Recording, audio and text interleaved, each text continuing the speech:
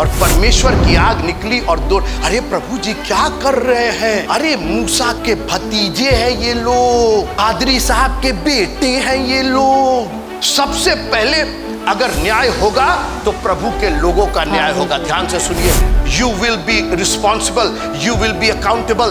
परमेश्वर की वेदी से आग निकली और दोनों भस्म हो गए। मैं 3 बातें इसके अंदर खोज करके लाया हूं जो मैं आपके सामने देना चाहता हूं।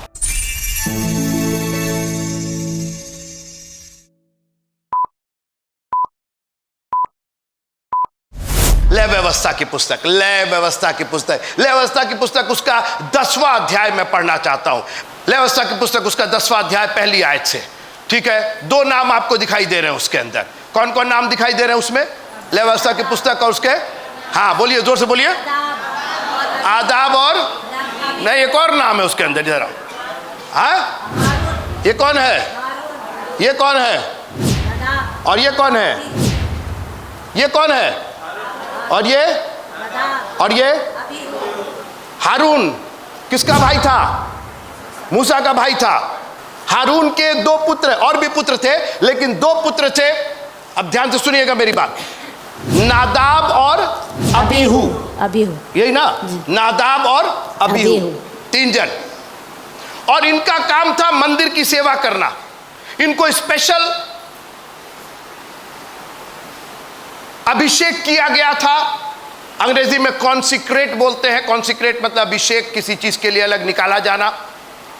इनका फुल टाइम इनकी मिनिस्ट्री थी। इनको पढ़ाया गया था, लिखाया गया था, व्यवस्था बताई गई थी।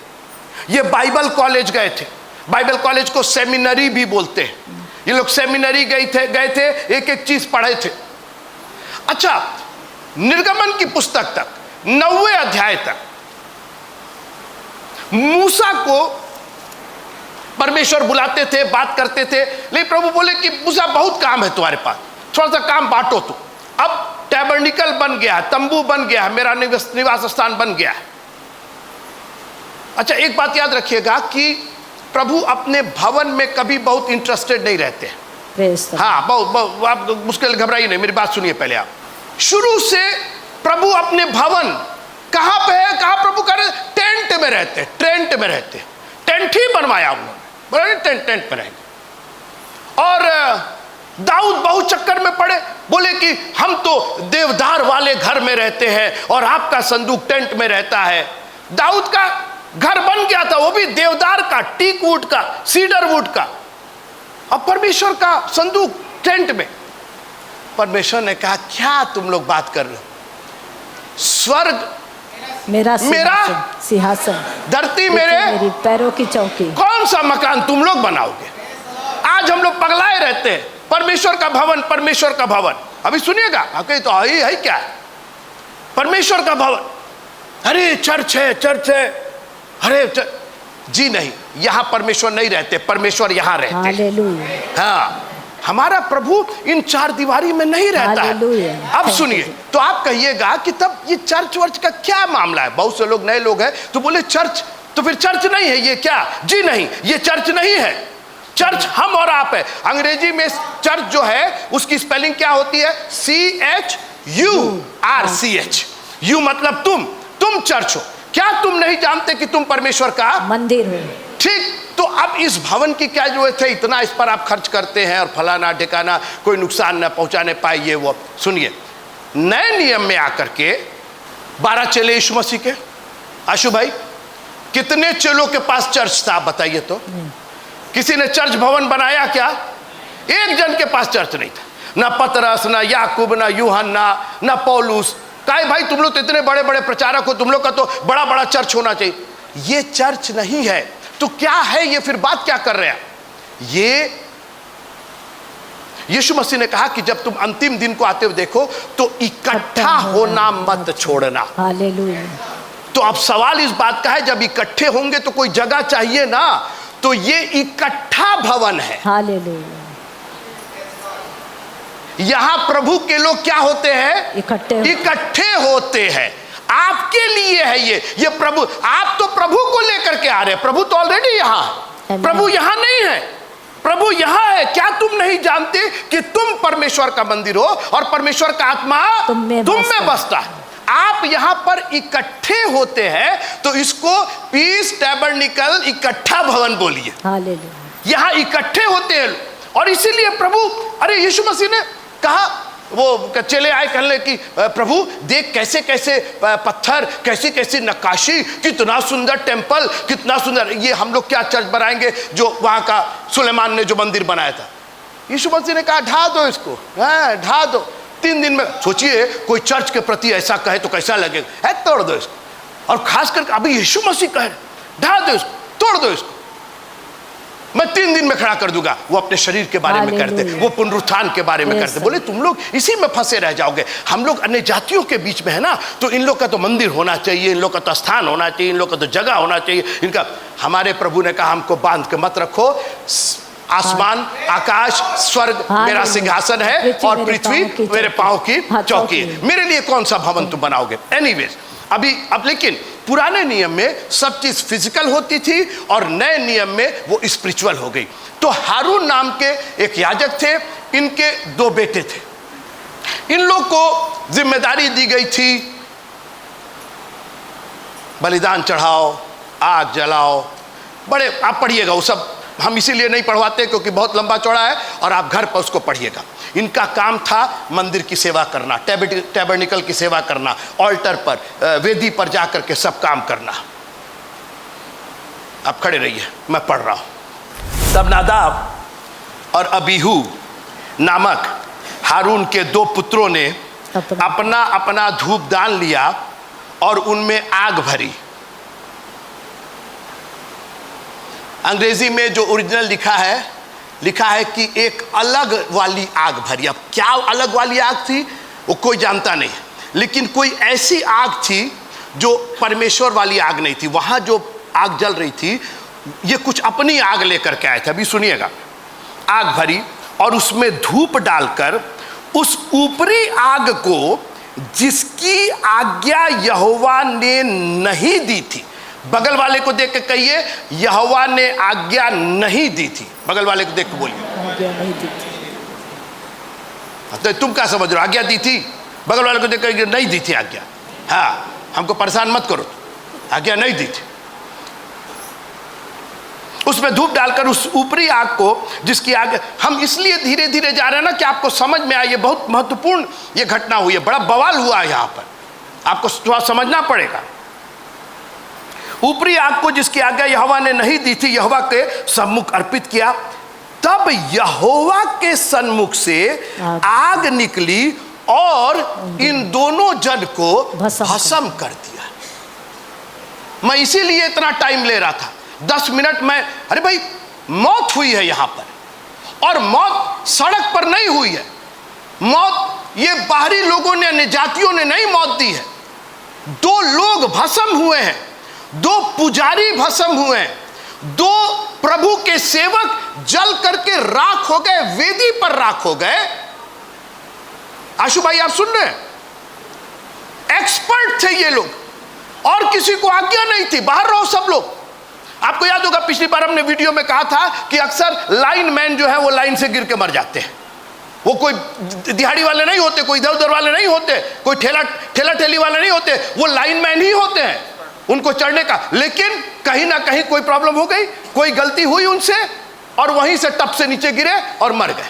आपने अक्सर पढ़ा होगा लाइनमैन तार पर से, खंबे पर से गिर के मर गए। ये दोनों जन हारून के पुत्र, हारून ठीक थे, इन दोनों ने एक कहीं से आग ये लेकर के आए और आग ला करके उस ऊपरी आग को जो मंदिर में जल रही थी उसके अंदर धूप वूप क्या क्या कर दिए उल्टा सीधा,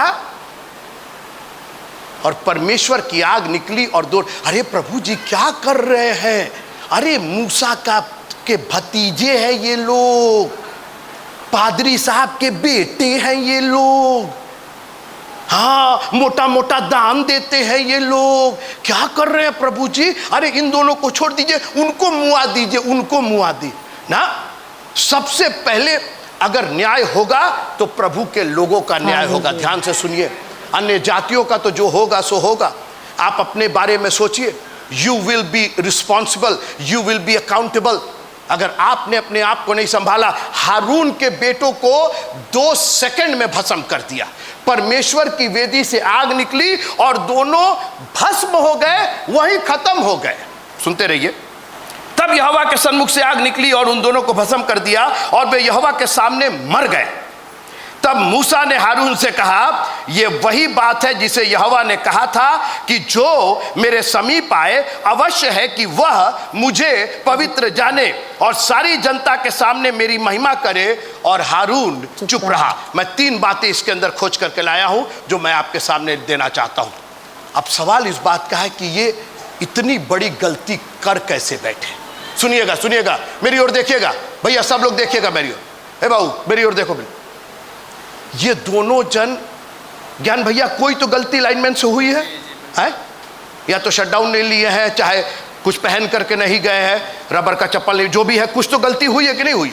क्योंकि बिजली तो ये नहीं देखेगी कि अरे तब 20 साल से लाइनमैन ही कर रहे हैं, तुम ये गलती कैसे कर सकते हो?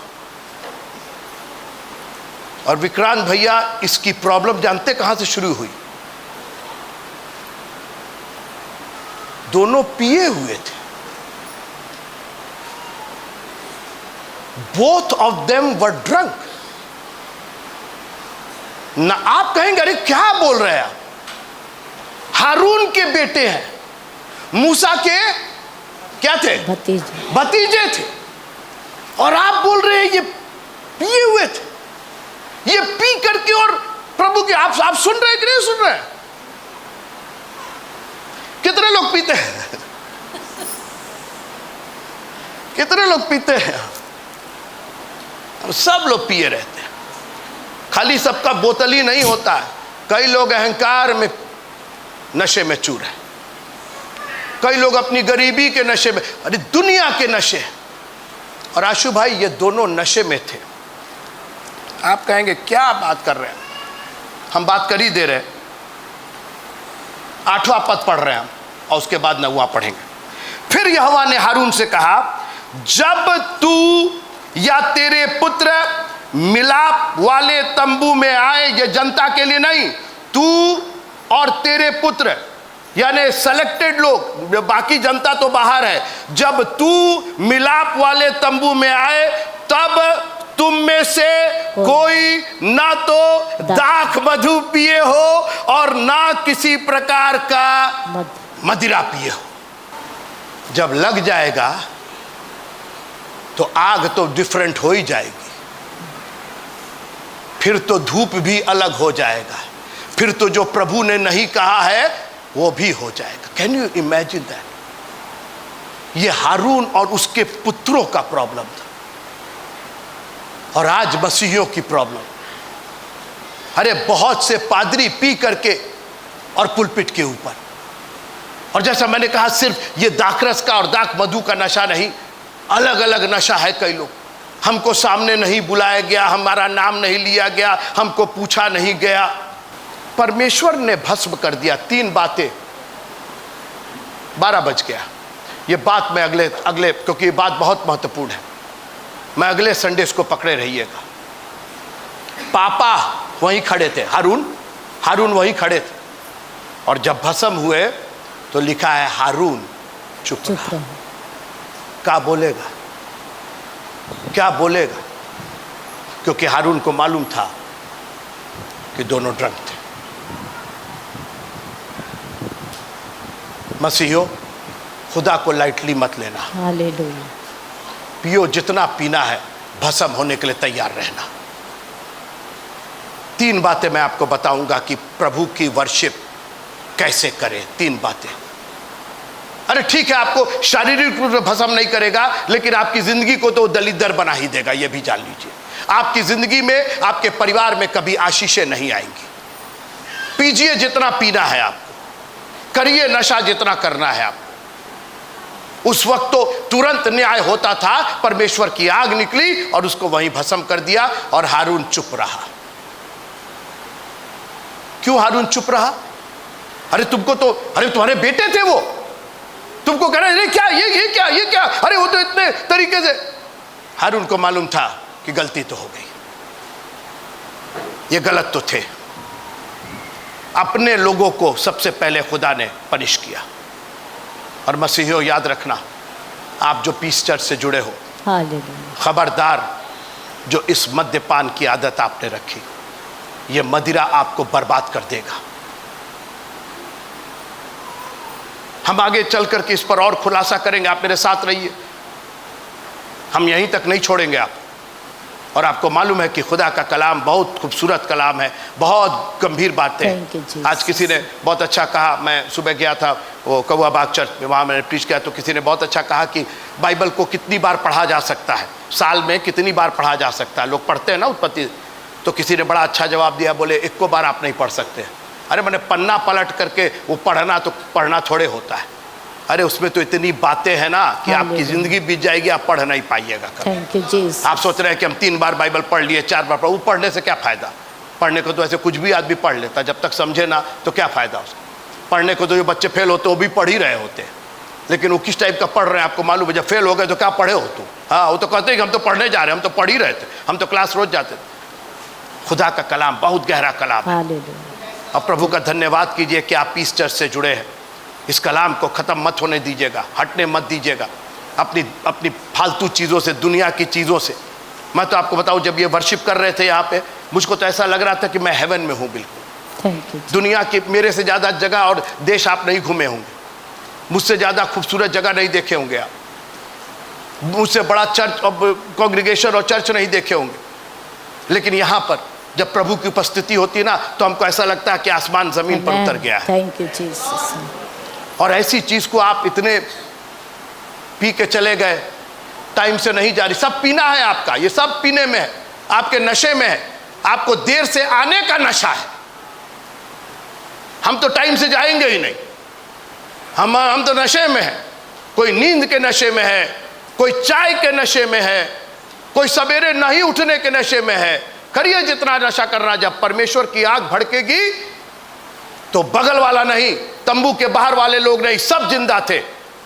नादाब और अबीहू भस्म हो गए, वहीं अपने बाप के सामने भस्म हो गए।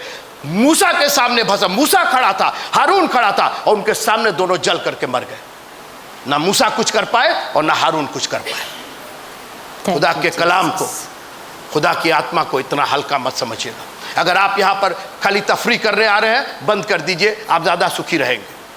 लेकिन अगर if you are coming to the church, अगर आप उसके लोगों के साथ इकट्ठे हो रहे हैं, उसकी आत्मा के चलना चाहते हैं, तो मेहरबानी से बहुत केयरफुल रहिए, क्योंकि प्रभु को भस्म करने में सेकंड नहीं लगेगा। आप एक बार ध्यान लगा के सोचिए, मतलब हारून, मूसा, अरे मतलब ये प्रभु से बात करता था। आप उसको मामूली मत समझिए। ये मोजेस लाल नहीं थे, मोजेस मोरार नहीं थे, ये मोजेस थे, ये मूसा भविष्यवक्ता थे, जो प्रभु परमेश्वर को आमने सामने देखता था। Thank you ji. Praise the Lord. इनके भतीजे और हारून याजक पूरा पवित्र किया गया, क्या क्या किया गया। उनके बेटे उनके सामने जल करके, और वो भी वेदी पर। ये नहीं कि दुश्मनों ने मार दिया अन्य जाति, और हम लोग उन्हीं लोगों के लिए परेशान रहते। ये आरएसएस ये कर रहा तो बचेगा, कोई कुछ नहीं। आप प्रभु से पहले डील कीजिए ना। आपका प्रभु बचाने और मारने वाला है। वही जीवन, वही मारता है और वही जिलाता भी है। Don't play with God. प्रभु से मत खेलिएगा। उसकी आत्मा, ये जो बाइबलें है ना, इसको ऐसे ले आकर के कहीं रख दीजिए, आ जाए, ठीक है, किसी दिन प्रभु भस्म करेगा। और कहाँ भस्म करेगा? अरे जरूरी नहीं कि बॉडी से आग निकले तभी भस्म। आपके सारे जो ड्रीम है, सारी आपकी जो कल्पनाएं हैं, जो योजनाएं हैं, ये करेंगे वो करेंगे, सब भस्म हो गया, कुछ हो भी नहीं किया। दलिद्री की दलिद्री रह गई। 2-4 बर्तन था वो भी बिक गया। लेकिन जब आप, कोई है मेरे साथ? Praise the Lord. Thank you Jesus. ये कंजड़ वाले जो है, उनके जो पास्टर, पप्पू पास्टर, आप लोग बहुत लोग जानते हैं, बोले बिशप साहब, इसके पहले कि हम लोग प्रभु को ग्रहण नहीं किए थे, एक एक घर में कच्ची बनती थी। हर घर का बच्चा से बच्चा उन्हीं को पिला दिया जाता था। वो बच्चे भी मस्त रहते थे। दूध उनको बाद में पिलाती थी माएँ, पहले कच्ची पिला देते। और बोले दलिद्री रहती थी, कभी यहाँ भटक रहे, कभी वहाँ भटक रहे। लेकिन जब प्रभु उनके जीवन में आया, पूरा गांव परिवर्तित हुआ, एक जगह कच्ची नहीं बनती। और बोले दलिद्री दूर हो गई, गरीबी दूर हो गई। वो जैसे है वैसे है, वो अपनी जगह है, लेकिन जो बीमारी थी और जो उनके यहाँ दुनिया का बवाल था वो सब खत्म हो गया। Thank आज देखिए उनको मुफ्त में जमीन मिल गई। करो प्रभु की आराधना जितना करना, तुमको एक पैसे की मेहनत नहीं करनी पड़ी। तुम प्रभु के पीछे पड़ चले, पता नहीं कौन कौआ आकर के तुमको जमीन दे करके चला गया। Thank you, Jesus. आप प्रभु के पीछे सच्चाई से चलिए, प्रभु इतनी बरकत देगा आपके पास समाने की जगह नहीं। Amen.